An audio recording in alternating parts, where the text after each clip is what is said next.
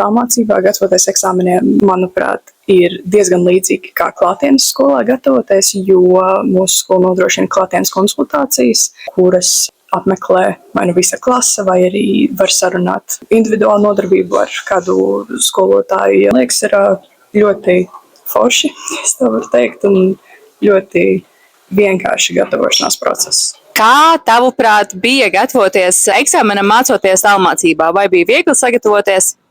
Man bija diezgan viegli, jā, jo man ir daudz senības, daudz brauc uz nometnēm. Un tā iespēja, ka es varu mācīties gan mēlos vakaros, gan agros rītos, kad man ir brīvs laiks. Un arī nometnēs tas man ļoti palīdzēja, un es varu tieši mācīties tas, kas man tiešām ir vajadzīgs, nevis to, ko es jau zinu.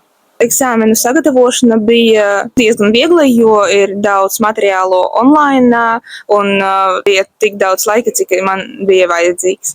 Pirmkārt, ļoti labi, ka tu to dari viens pats klusumā.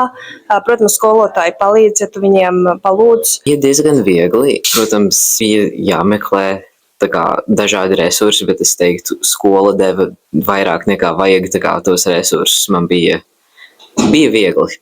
Tas prasa ļoti daudz pašdisciplīnu, jo neviens nevar teikt, kas tev jādara. Visam pašam jādara. Tas ir priekš specifiska veida cilvēkiem.